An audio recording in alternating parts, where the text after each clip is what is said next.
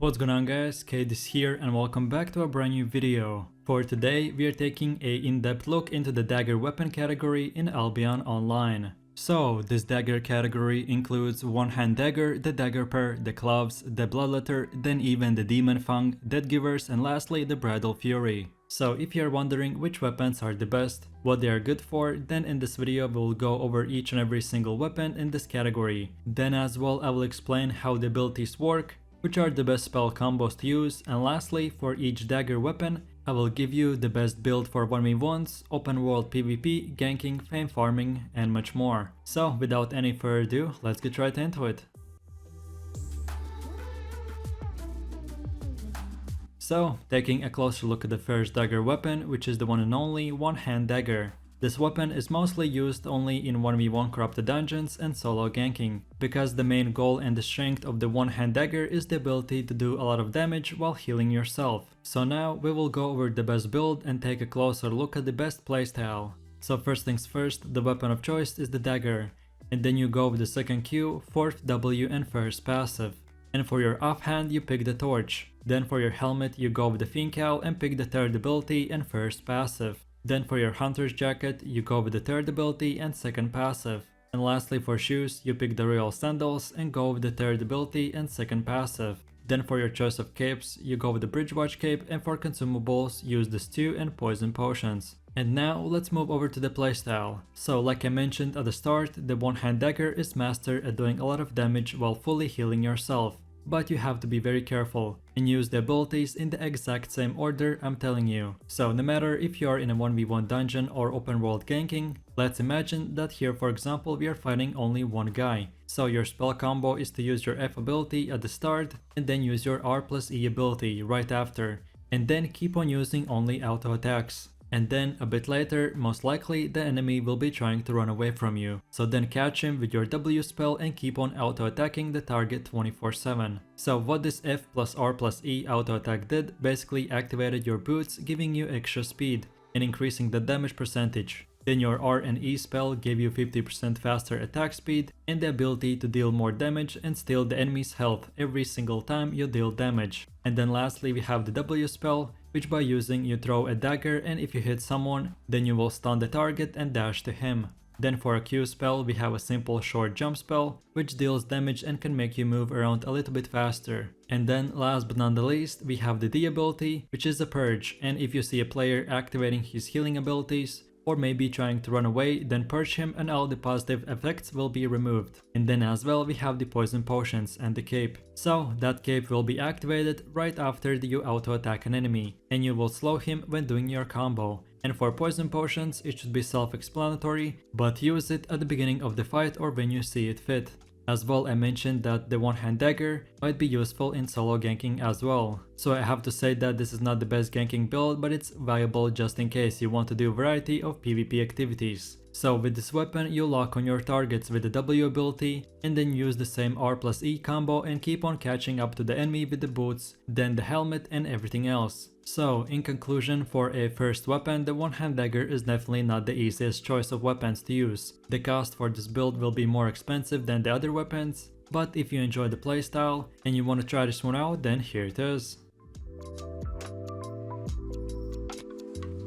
Then moving over to the second dagger weapon, which this time is the dagger pair. So this weapon is usually used in ganking and very rarely in corrupted dungeons. But it is a pretty easy weapon to outplay, so the build I will show you is specifically made for solo or group ganking. And the main strength of the dagger pair is to get 3 stacks, then go invisible and then use your E ability, which should one-shot the enemy. So moving over to the build, for the weapon of choice we go with the dagger pair and pick the third Q, fourth W and first passive.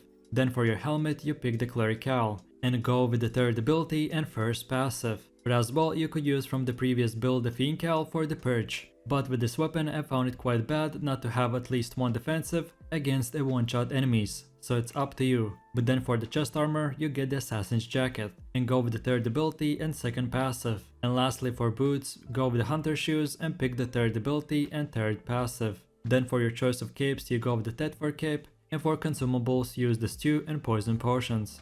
And then as far as the playstyle goes, so basically like I said at the start, you want to get 3 stacks, go invisible and then use your E ability. So there are many ways you can catch an enemy while ganking. Most used one is usually to run up to a player in an open world with my F ability and auto attack once the horse and throw a poison potion. By doing this, the enemy should be dismounted, so now you can follow the target, and as soon as you get your Q ability to 3 stacks, use your W ability to catch a player and then use your E ability. Of course, there is another way. You can just stand on a road and as soon as you see a guy, you go invisible and try to one-shot the enemy on a horse and etc. But all of this is up to you. The more you will play this weapon, the better you will get. You most importantly remember to always have 3 stacks and then use your E ability. And for defensives, you can run away from trouble using the R ability and go invisible. And just in case if the enemy wants to attack you, you can protect yourself and go ice block. So in conclusion, this dagger pair is very good single target DPS weapon. All you have to keep in mind is to get 3 stacks plus E ability, and if you like this weapon, then check it out. Then moving over to the third dagger, which is the one and only Claws. So for this weapon you don't have to wait for stacks or anything like that. The main strength of this weapon is to lock a target down and apply as much bleed and sustained damage as possible. So for this build, the weapon of choice is of course the Claws. So for the abilities you want to go with the first Q, fourth W and first passive. Then for your helmet you pick the mage cowl and go with the third ability and first passive. Then for the chest armor, you pick the mercenary jacket and go with the third ability and first passive. And lastly for shoes, you get the soldier boots and pick the third ability and second passive. Then for my choice of capes, you go with the Tetford cape, and for consumables, use the stew and poison potions. As well, by the way, this build is good for open world PvP and ganking. So your objective with this weapon is to lock down a target and not allow him to move. So what you want to do is as soon as you see a player, try to catch him with your W spell. And then while he's on a horse or not, just use your E spell. Then when that has finished channeling, use your poison potions, then Q and D spell in no matter what order. To run away from the enemies or catch them, use your F ability, which every second will give you faster speed. And at the beginning it will start slowly, but at the end you will outrun any other run ability in the game. And lastly, if the enemy is trying to fight you or you are even up against 2 players, then when you use your E ability the second time right after, just before that activate your R ability and only then press the E spell. And similarly, like the one-hand dagger, it will heal you and deal damage to the enemy in return. So in conclusion, this is one of the strongest ganking weapons ever. Of course, for more damage you could change the helmet or switch up boots to hunter shoes or something like that. But whatever you decide to do, remember this weapon's playstyle, and I hope you have fun using Claws. And now we have come to the fourth weapon, which is probably everyone's most favorite dagger, and it is the bloodletter. So the huge advantage of this weapon is that you can make it into a very good 1v1, 5v5 ganking build or basically any other build in the game. The bloodletter has such a massive choice of abilities to use, and it is the best mobility weapon in the game. So with that in mind, I will show you all around bloodletter build for basically every single activity. So if you want to go and do 1v1s, 100 versus 100, ganking or anything else, then this build is for you. So then for the weapon of choice, we go with the bloodletter and pick the second Q, fifth W and first passive. And for my offhand, we go with the creep candle. Then for the helmet, you pick the mage cowl and go with the third ability and first passive. Then for my chest armor, I went with the assassin's jacket and picked the third ability and second passive. And lastly for shoes, I got the guardian boots and picked the first ability and second passive. Then for my choice of capes, you go with the Tetford cape, and for consumables, use the stew and poison potions. And just before we go into the playstyle, I want to quickly mention that for 1v1 fights, you want to change your assassin's jacket ability to the second option. Then for ganking, change your daggers ability to the fourth W, and if you ever come across a 1 vs 2 or super strong build, then switch your boots ability to the third spell. Like I have said, this build is meant for a huge variety, so feel free to change spells depending on which activity you are doing. And of course, the same goes with doing PvE activities like fame farming. So then as for this weapon's playstyle, which is depending of course on what you're using it for. Just keep in mind that you use any abilities you want in no specific order, except the E ability. So your Q is a small dash spell, which will damage players, then your W is another dash, just a bit further with more damage, and can be applied once per every player. And lastly we have the D ability, to give your weapon a poison effect. Then we have the R ability to go invisible, and F ability to run to fights or run away from them. And then, most importantly, on what this build is meant for, which is that when a player is below 40% health, you use your E ability and one-shot the enemy. So, in conclusion, this bloodletter build is very versatile and good for anything PvP or PvE related. The playstyle as well is simple and beginner friendly. So, if you were looking for a weapon that you can use anywhere and doing anything, then this is it.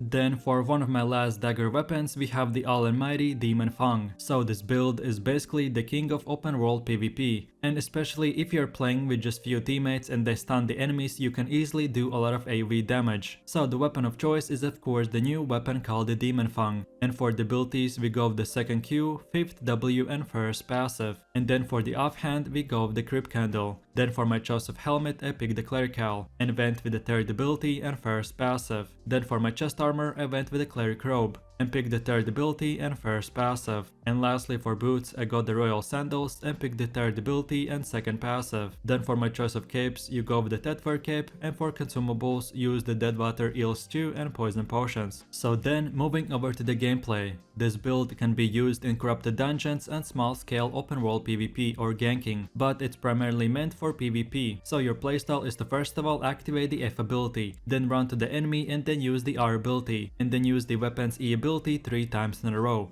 And if you catch multiple players, you'll be able to do a lot of damage. Then when that combo is done, now use your Q ability and W, and again, the more players you are fighting, the more times you will be able to use the W spell. And then lastly, if you ever get caught or in trouble, then activate the Ice Block ability, and you should be good to go. So if you're looking for one of the best open world PvP weapons, then this is the one for you, so enjoy!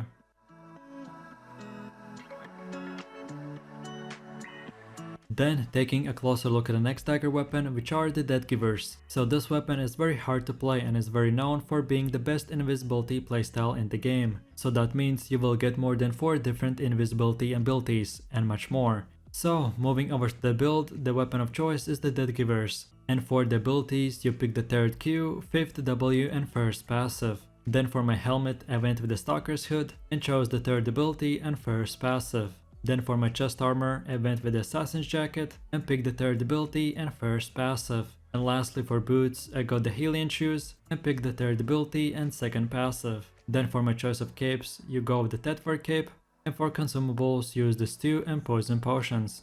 And now let's go over to the weapons playstyle. So like I said at the start, your main objective is to stay invisible, and as you don't have any real defensive abilities, your biggest defense or protection is the invisibility. So for your spell combo, what you want to do is always have your Q spell on 3 stacks. For the daggers it's super simple and you don't even have to press Q spell 3 times, but instead just press it once and it will automatically go to 3 stacks. And then when you have that done, use your F ability, and when the ability is done channeling you will dash towards the enemy, and then use your E once, and then activate your Q, and then R ability by going invisible, and when you get again back to 3 stacks use again your E spell. Just this time, before using it right when your invisibility is about to end, use your D ability and then press E again, and keep on doing this till the enemy is dead. So basically the method or the trick behind deathgivers is that you use your E ability with 3 stacks and you won't lose it but instead be able to use it again. So you can use the E ability 24/7 and never have to make it to go on cooldown. The only time you want your E to go on cooldown is if the enemy is 1 hit away from dying, so then you really don't care if you use the E with no 3 stacks. So in conclusion, this weapon and build is very complicated and takes time to learn, but if you do, then you will be able to be unstoppable with the build. So what are you waiting for? Check deathgivers out and enjoy! And with that said, now we have come to the last and final dagger weapon, which is the bridled fury. This is another sort of one-shot build, or basically like a high damage weapon, but it can deal damage in an AoE range. So first of all, let me show you this OP build and then I will explain the playstyle. So the weapon of choice is of course the bridled fury, and for the abilities we go with the second Q, 5th W and first passive. Then for my helmet we pick the Spectre's hood and go with the third ability and first passive. Then for my chest armor I chose the Hylian jacket and picked the third ability and first passive. And lastly for shoes you pick the royal sandals and go with the third ability and second passive. Then for your choice of capes, you go with the Tether cape, and for consumables use the stew and poison potions. And then quickly going over to the weapons playstyle. So basically your E ability does massive damage in 7-meter radius, and you don't even need to select a target, just simply use your Q spell on an enemy 3 times, and then around when the players are standing use your E ability, and your target will do bunch of damage while the character itself will jump backwards. So your spell combo is to get your Q to 3 stacks, then activate your F ability, and with that speed and increased damage use the E ability and one-shot the enemies. And then lastly we have the R ability, which gives you a life aura, and if enemies are standing in that circle, it will damage them and give you health back. And then we have as well the D ability, which basically by using you will right after get your R spell back, so you can use it 2 times in a row. So in conclusion, this is a very powerful weapon with one-shot AoE possibilities, while being able to survive and having a lot of self-healing. The best thing about this build is that it's really good for CVZs and open world PvP. So for sure try this weapon out, and I hope you have fun. And that's about it. So I really do appreciate everyone for watching guys, and I hope you enjoyed it. If you have any suggestions, feedback or other weapon categories that you would like to see in the next video, then feel free to leave your comments in the comment section down below. And while you're doing that, please click like, subscribe and enable that notification bell, so this way you could support the channel and you won't miss any more amazing content from me. With that said, you have an amazing day and I will catch you in my next video. So take it easy, peace.